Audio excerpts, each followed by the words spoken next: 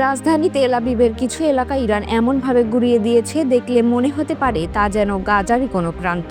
বিস্ফোরণের পর বিস্ফোরণ, ধ্বংস আর অজানা আতঙ্ক ছড়িয়ে পড়ে চারদিকে। তবে ক্ষতি শুধু ইসরায়েলের নয়, ব্যাপক ক্ষয়ক্ষতি হয়েছে ইরানের তেহরানেও।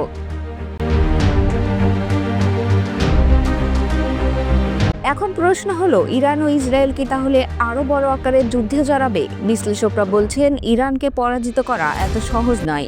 দেশটির হাতে রয়েছে এমন কিছু শক্তি যা যুদ্ধের ফলে পুরো এলাকাকেই বদলে দিতে পারে। ইরানের সবথেকে বড় শক্তি সামরিক নয়, বরং এর ভৌগোলিক অবস্থান। বিশ্বের অন্যতম গুরুত্বপূর্ণ সমুদ্রপথ হরমুজ প্রণালী। বিশ্বের প্রায় 20% তেল এই পথ দিয়েই যায়। ইরান এই পথ বন্ধ করে দেওয়ার হুমকি দিয়েছে, আর তাতেই কাঁপছে পশ্চিমারা। 3 মহাদেশের সংযোগস্থলে থাকা ইরান শুধু কৌশলগত দিক থেকেই নয়, ইতিহাসেও এক মহাশক্তি। ইরানের ব্যালিস্টিক ক্ষেপণাস্ত্রের রেঞ্জ 2000 কিলোমিটার পর্যন্ত, যা ইউরোপের অনেক শহরকেও টার্গেট করতে পারে। এছাড়াও দেশটির আরেকটি বড় প্রতিরক্ষা পশ্চিম ও দক্ষিণ সীমান্ত জুড়ে জাগ্রস পর্বতমালা, যা এতটাই দুর্গম যে হামলা চালানো প্রায় অসম্ভব।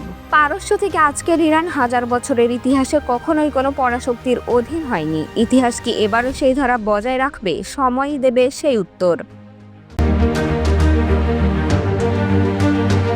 ডেস্ক রিপোর্ট, প্রতিফলন।